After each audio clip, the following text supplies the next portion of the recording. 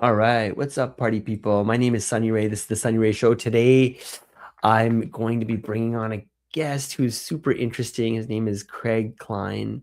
He's spent 15 years in enterprise sales, closing multi-million dollar, multi-year contracts with companies like Exxon, BP, Shell.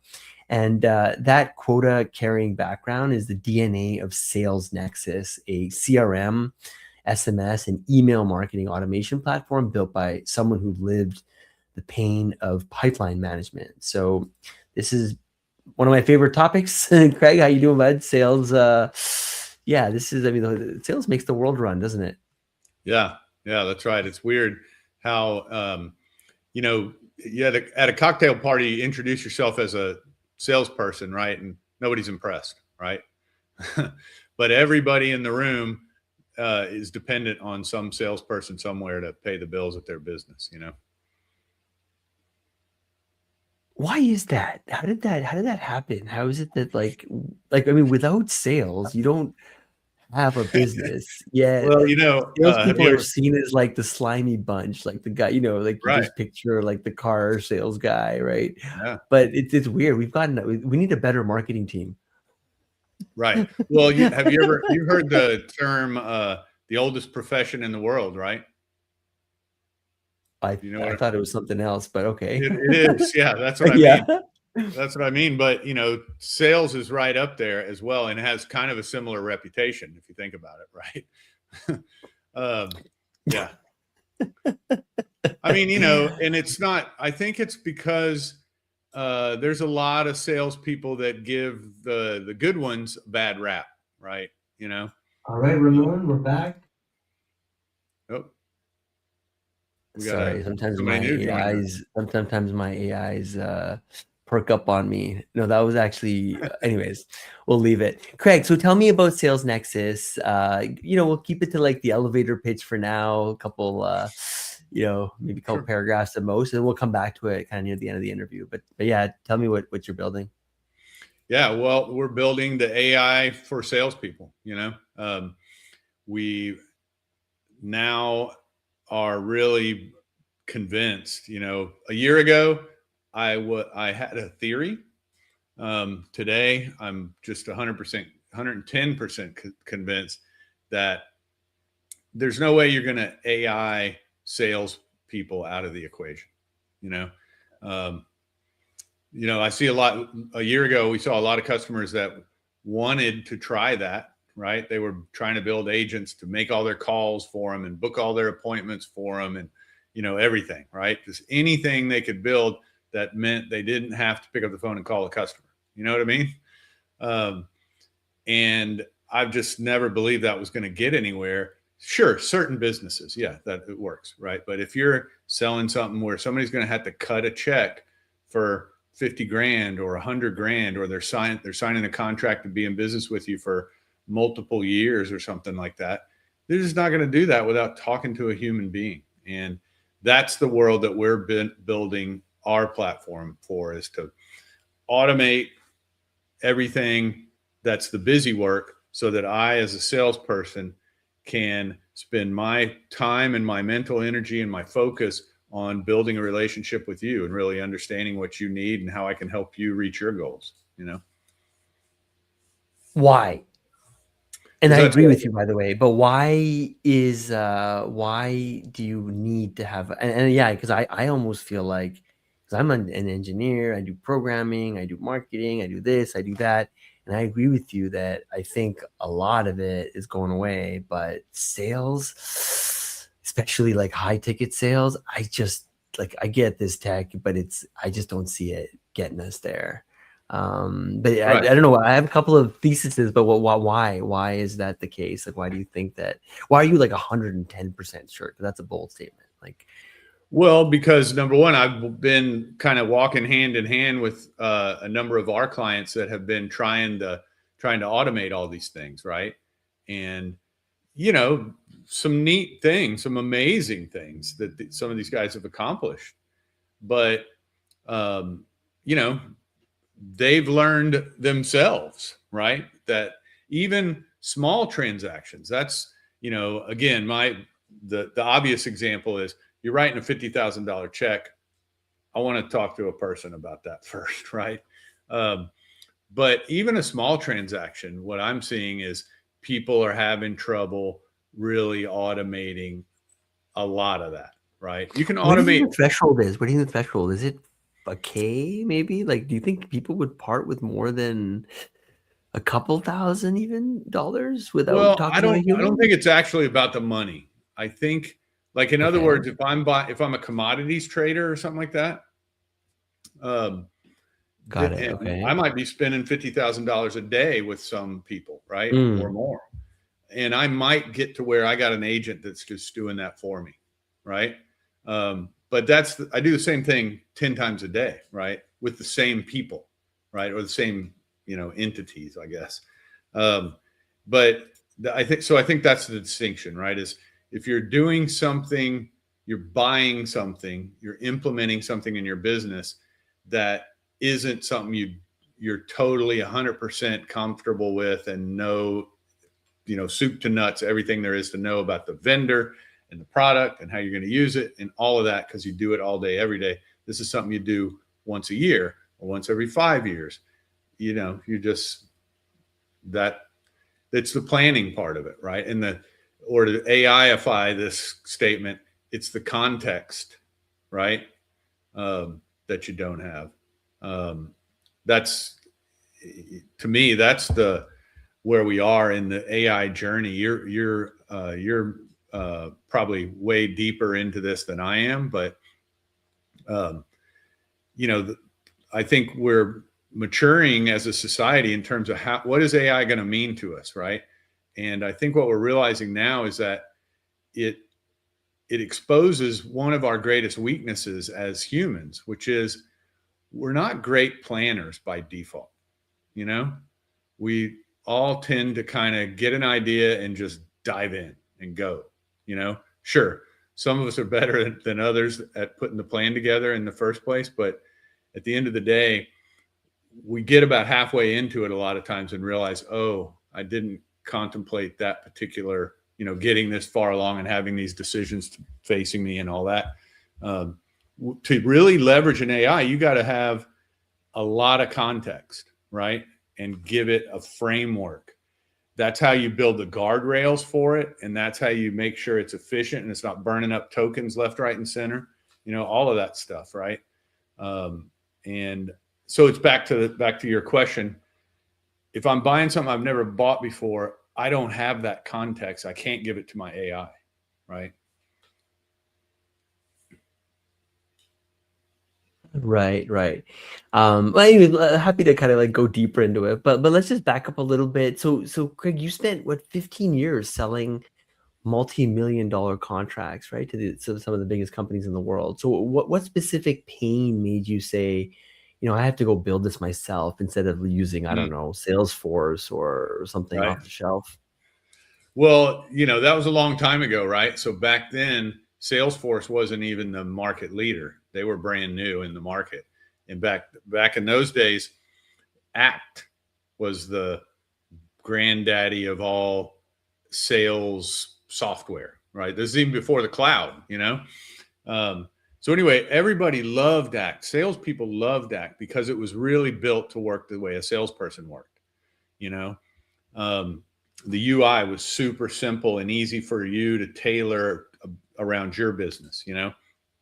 Um, so um, Salesforce came out. Obviously, being in the cloud was great. Um, Obviously, that was their big innovation. Um, and then we decided to build Act in the cloud, basically. The tool built for salespeople, built to work the way the salespeople work, but in the cloud and have all the benefits of being in the cloud and everything else. So that was our go-to-market way back in the day.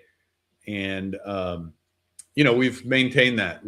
I still feel like that's our biggest advantage is you compare us to all the big name competitors, and you're going to find more of our salesperson users saying, yeah, I like Sales Nexus. I'm able to do things the way I want to do it versus complaining and saying they hate the CRM and stuff like that, which you hear a lot from the others. So that's our system's built so that that salesperson can manage the relationships rather than managing data for management and marketing. Does that make sense? You know, that's kind of what Salesforce and a lot of tools feel like to the user, to the salesperson, is I'm just putting in information so that management and marketing can use it, but it's not really helping me too much, you know? Interesting. Interesting. Hey, Craig, why bootstrap Sales Nexus instead of, raising venture money like almost every other CRM in your category? Well, I wanted to do it the hard way. Got it. No, really. I mean, number one, back when we started, the everything. What's the right way to say it? The VC market didn't want to fund what they perceived to be another Salesforce, right? We were a little early to the game of, hey, we're going to be better than Salesforce, right? We had a vision and we wanted to stick to it rather than changing the vision based on what the money was saying. Got it. Interesting. So what does, help salespeople be human and meet their sales goals kind of mean in product terms? Like, well, what features exist purely because of that philosophy? Well, just like I was saying earlier, right? When I'm about to pick up the phone and call Sonny, because he's next guy on my call list, right? I don't want to have to go through 3 or 4 pages, of clicking around to wrap my head around the big picture of what's going on with Sonny, right? In our older versions, that was that lay out that one page, so everything you need to know is just right there at a glance, right? Now in our new version, it's that plus you got the AI summarizing it for you and telling you, hey, be sure and remind Sonny about this, and be sure and ask Sonny about that, and just guiding you through the process based on everything that's happening with Sonny. Arming it back to when I was hiring and training salespeople when I was in the energy business, arming salespeople with questions to ask, meaningful, deep, penetrating questions. That's the name of the game, right? Because when I get that FaceTime with you, the customer, that's my main goal, right? Is to really understand you so that I can help you reach your goals. And if I can do that, if you see me as helping in that way, then I've already won. The competition's out of the room,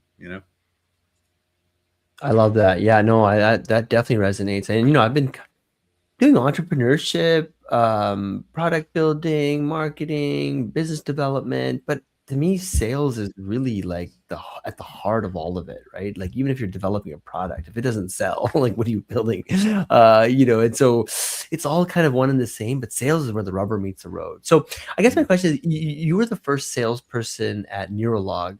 What did that kind of no playbook role teach you that an MBA never could? Wow, great question. I remember back in those days, it was really a lot of fun because number one, that was an AI startup, really, but way back then. We didn't call it that.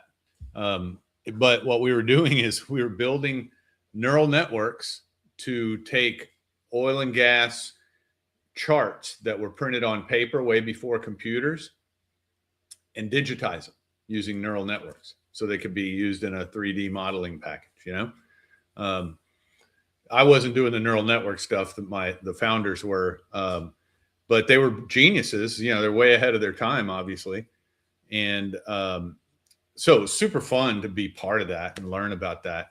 And but it was also a big challenge to your question, because I'm selling something nobody even has ever heard of before, right? So I had to figure out everything, the value proposition, all of how to get these geologists who really, they're just trying to find the oil under the ground. This is what I was selling was kind of a detail to them, even though it was some cool tech behind it. So we had to figure all that out. But I remember at that time, I just dove into every freaking sales guru book that you could ever read. I was reading them all. I remember Selling DeVito. That was one of the good ones I remember. And then somewhere along the way, I read, what's the name of the book? You can't teach a kid to ride a bike at a seminar, or something like that, by David Sandler. And that really resonated with me because I'm like you, I'm an engineer by training, and it kind of breaks sales down into a real process, that an engineer can wrap their head around. And that was a game changer for me. So we started to really break it down into phases of the relationship and how the right questions to ask and all of those things. And it worked well for me as a salesperson, but boy, when I started to hire salespeople as we started to scale, that's when it was a complete game changer, because now you can onboard somebody and hand them a playbook or a cookbook. Can you summarize kind of like the key takeaways? Like, I mean, I don't know about you, but my favorite has always been Band. I don't know. I'm sure you've heard about Right, it. Like sure. IBM super popularized it, I think, way back in the day. But that was just the one that always stuck in my brain as like, I don't need a CRM. I mean, I like to have a CRM, obviously, but I could be like in the middle of a desert, but I've got those 4 things ringing in my brain and I can close the deal. Mm-hmm. Is there, I don't know, some framework or something that you kind of, I don't know, adhere to in the middle of a sales call when you've got no notes on you or no iPad? Well, number one, like I've already mentioned a couple times, today, my philosophy is really just about asking questions. And I don't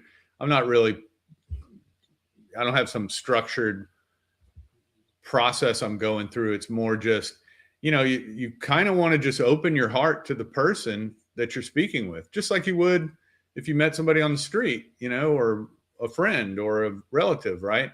Just, hey, here we are, 2 people sharing time together. Let me understand you as best I can. I may ask you our conversation may swerve into things that are totally not business related, right? I may find out that, you have a kid who's trying real hard to get into a school that I might have some connections at or something like that. There may be some ways that, it manifests that I can be helpful to you in personal ways, right? And first and foremost, number one, that by itself is a good thing for me, right? That I leave our time together feeling like, wow, I'm glad I spent time with Sonny. I was able to do something good today, But of course, also the fringe benefit is I have a different relationship with you now than the next sales guy that's going to come knocking on your door, pitching you some kind of product. But so anyway, my philosophy is just ask a lot of questions and understand and try to have as much empathy as you possibly can, and don't try to control the conversation to go in a specific direction, because that's where you miss opportunities. But back to the Sandler book, the fun one that I love, it's so much fun to play with. In the book, in David Sandler's book, it's called The Takeaway. Which basically, the customer's giving you objections, well, I don't know if now's the right time for us, or that seems a little kind of expensive for me, or whatever it is, right? Then you just take it away from them. You just say, well, it may not be the right fit for you. This is typically something that's a good fit for some of your bigger competitors that are being very successful with it, and blah, blah, blah, blah, blah. But if it's not a good fit for you, I understand. And, I'm going to stop bothering you. Right. And it's hard for some salespeople to take that step. But when you do, more often than not, the customer will start begging you to stay, right? Because there's I think also from the David Sandler book, he calls it pattern interrupt, right? When you're the customer and I'm the salesperson, the customer has a pattern that he expects you to fit into, right? And that pattern is you are chasing as the salesperson, and the customer is, the customer is the girl at the bar, and you're the aggressive alpha male at the bar, right? And the customer is having fun, kind of being coy with you, right? And making you work for it. So you can just cut through that and flip the equation by just, okay, I understand. Fine. And they'll beg you to stay, It's so much fun to play with that in, subtle ways. Hey, so yeah, I'm really enjoying this because it's crazy, how like sales is such an important thing, yet it's such an enigma. I mean, the fact that they don't teach this in like kindergarten, for crying out loud, is Yeah, it's like, why don't they teach finance and relationship selling and what about money? Like, what is money? Yeah. Let's start with that one, right? I mean, we're definitely missing a lot here. Hey, you know what? One of my favorite questions is like, can you tell me about like the founding story of Sales Growth Hub? Well, Sales Growth Hub, that's a venture that a friend of mine or partner and I started. And the idea there was to create a portal where business owners, marketers, salespeople, everybody that's in that sort of revenue generation ecosystem can come together and just, share ideas and learning and all of that. And it's not active anymore, but we had a lot of fun with it for a little while. My friend and partner, Michael Halper, he had written he called it the Sales Scripter. And it was a website where it would ask you a few questions and it would give you a script for your salespeople to use when they're cold calling, right? And it was pretty amazing how well it did, because it used the same principle that we were talking about earlier, where it's not giving you a pitch to tell the customer. It's giving you a bunch of questions to ask the customer, so that you can really ask the right probing questions. You're not calling up asking, hey, do you buy these widgets? And how many of them do you buy every month, right? You're asking more, why do you buy widgets? And what happens if your widgets break? And things like that, to sort of illuminate the need in the customer's mind, right? And it's pretty amazing what he built. And this was 10, 15 years ago. Yeah, no, it all makes sense. Hey, you just finished this, like, I guess, a full AI native rebuild after 9 months. Like, what did you tear down completely, and what survived? We tore down everything. Like we literally rebuilt it. Totally different tech stack, everything. And so that's, what survived. That's been the biggest challenge in the whole project, is just making sure that we have kind of one-to-one functionality, or what I should say is 1+1, right? We have all the existing functionality of the old version plus all these new features, right? And we didn't leave any little details that some of our customers depend on, on the cutting room floor, so to speak. And I think we pulled it off for the most part.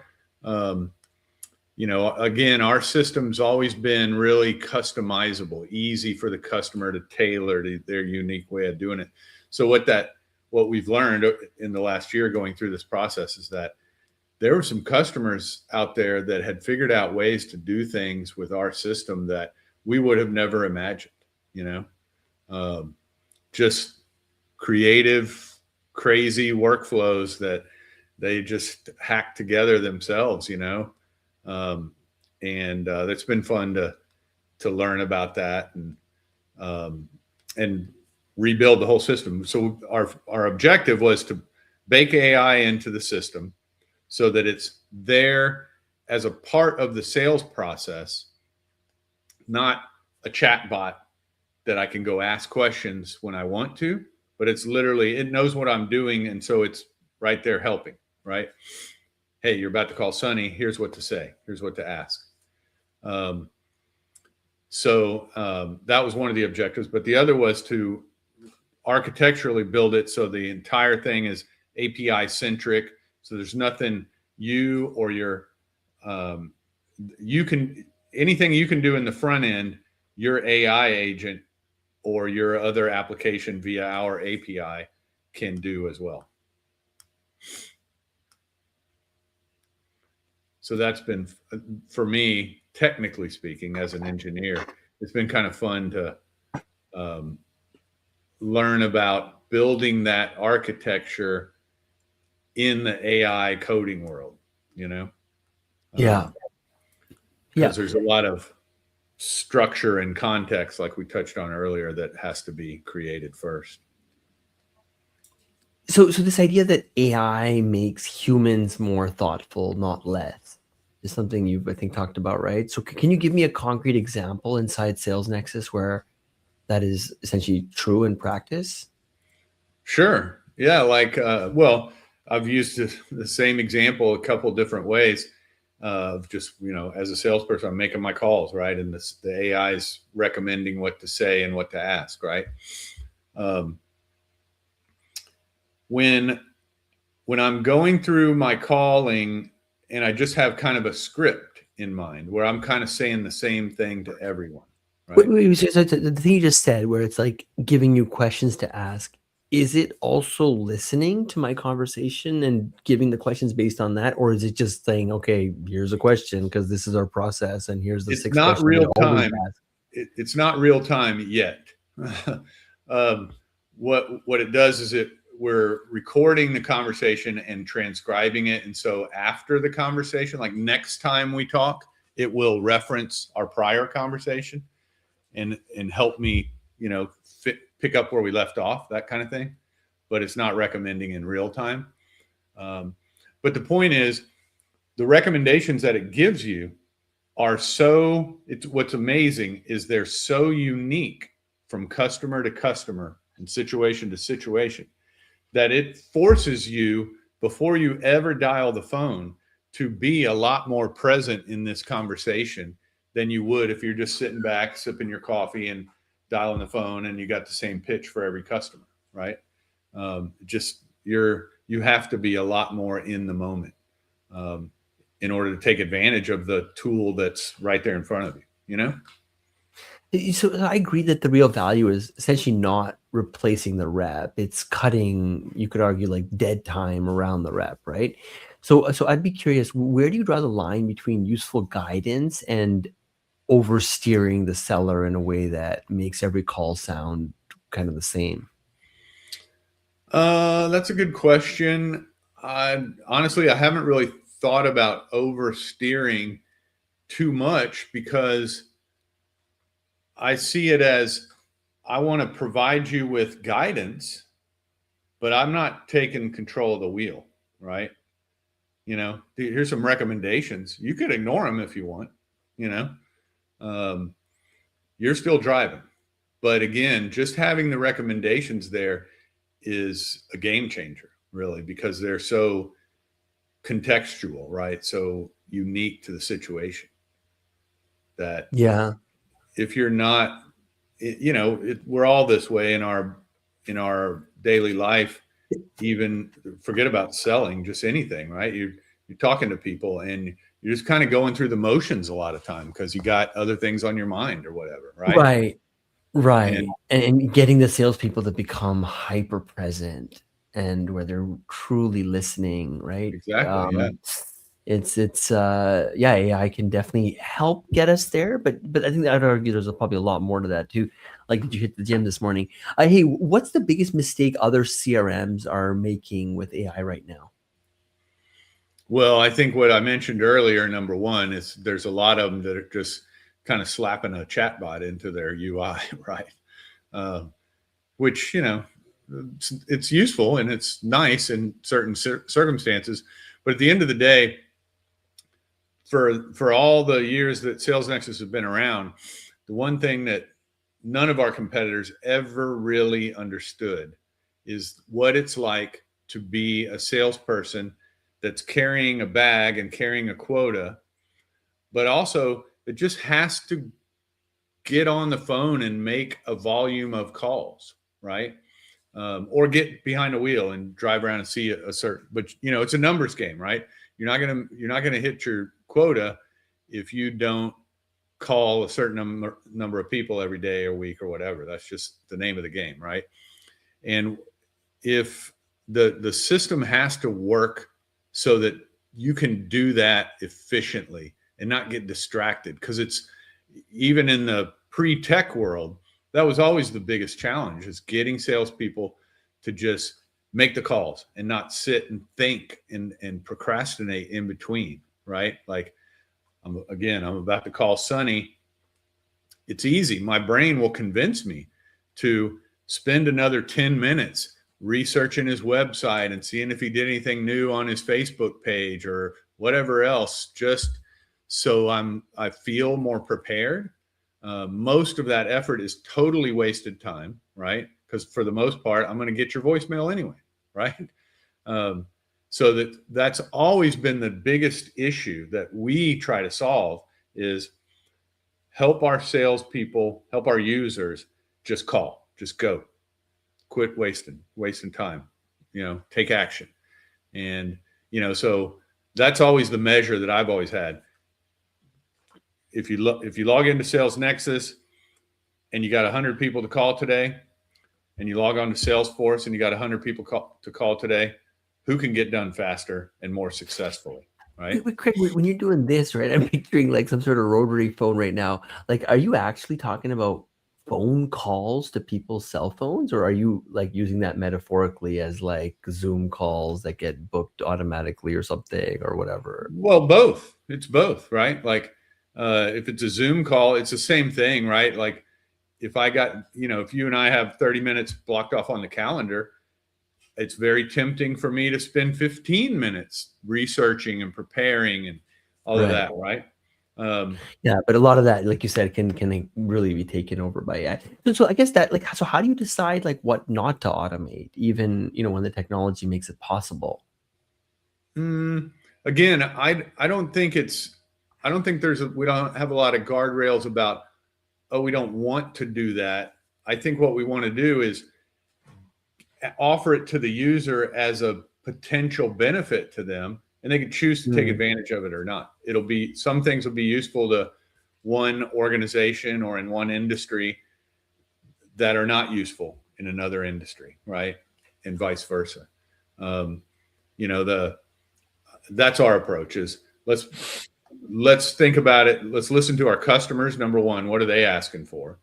And then number two, let's think about it based on our own framework and build the tools that we think are going to be the most helpful to that, B2B sales team.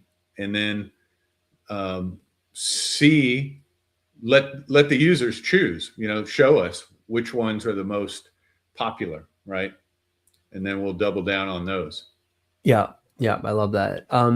So I guess your new intent data product uses real Google and Facebook search history rather than a score, right? So how does that change top of funnel? Yeah, it's really fun, man. We have had so much fun with so many customers with that, because it's such a game changer. And it's let's see, the best way to answer your question and kind of draw the contrast with other options that are out there, because that's the problem in that data and lead business, is there's so many options now, and everybody's making all kinds of claims, and most consumers or buyers of that stuff, they really don't have enough experience to kind of know the difference, so in some businesses, like we work with a lot of folks in finance and insurance, and they spend a lot of money buying leads. Like, there are services that will sell leads to business insurance firms, for $50 and $100 each, for just one lead. But the crazy thing is, they're selling that same lead to 2 or 3 of your competitors as well. So you're just in a race from the get go, right? Um, so the point is, what Lead Engine does is let you jump that line, right? It lets you get in touch with the people who haven't gotten into that lead gen system where the lead's getting sold to 4 or 5 vendors. You're catching the people before they've signed up in those portals and things that they use to build those lead databases. So it's, you go and do a search for, um, I need to find new health insurance for my employees or whatever it is.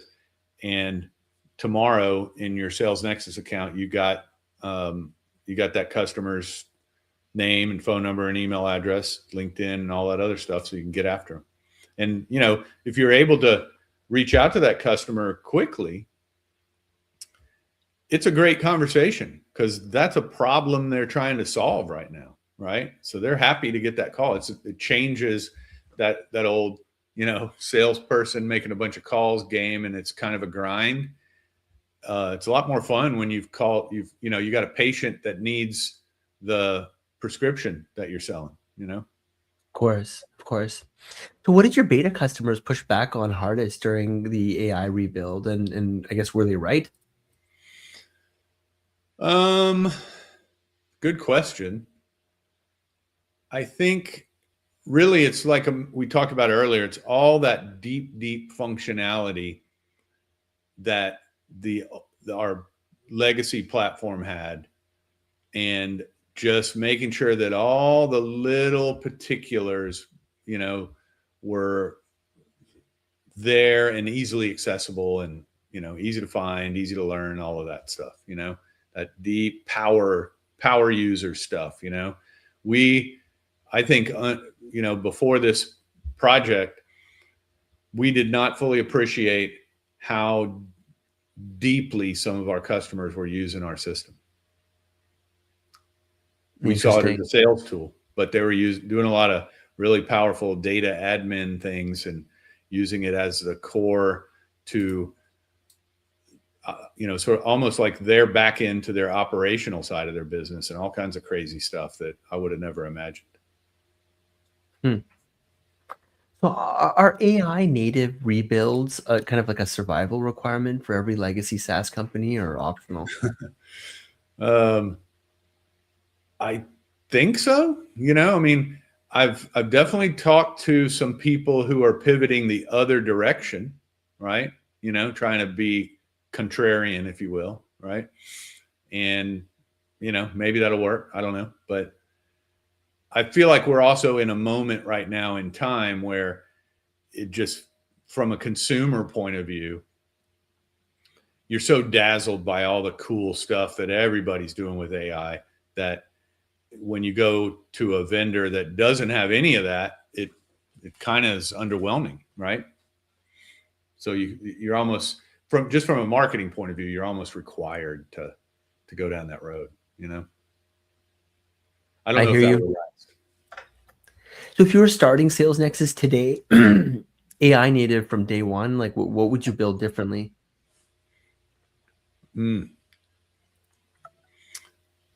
That's a great question. I don't really know the answer. I mean, I guess I have two different hats I could wear to answer that question. My strategic CEO of Sales Nexus, what would be the smartest investment of time and resources kind of thing. And then here's what I really like to do answer, right? The like to do answer is I would build it on mobile first, like just make it native mobile, that's hard to do, in the real world, but it just would be a lot more fun, Yeah, I think that's quite smart. I think, I mean, mobile first kind of became a thing a couple of years ago, but now it's like AI, mobile, it's all coming together. So just help me land the plane with this one, Craig. This has been awesome. I see we have quite a few people listening live as well, so thank you all for tuning in. So what should a sales leader who's listening to this go test in their own CRM tomorrow? Well, I would ask a couple or three questions. One is, do you know which marketing channel is delivering the most profitable customers? If you don't know the answer, then you got a problem, right? You're missing. That's a lever that if you had your hand on that lever, you could pull it and scale up much faster, right? And then for anybody that's really managing, onboarding salespeople, it's kind of the same thing. Do you know on an individual salesperson basis what's the bottleneck in their process, right? They may all be following the same process, but each of them has different skill sets, strengths and weaknesses. Sally may be terrible at just getting that conversation started, but once she's got a relationship, she closes them like crazy, right? And then Bob, he's great at getting the conversation started, but he just kind of forgets about people and his deals stall all the time, right? Like everybody has different shortcomings. You need to be able to identify the shortcomings per salesperson and coach them, train them, etc., based upon that, rather than putting everybody in a seminar on a Friday. You know what I mean? Everybody learns the same thing. That's not really helpful. Gotcha. Cool, Craig. So where do people learn about Sales Nexus, and how do they, I guess, follow you as well? I guess you're on LinkedIn, I saw. Is that kind of where you mainly do your posting? Sure. Yeah. I'm Craig Klein most places. So you can find me there or go to Sales Nexus.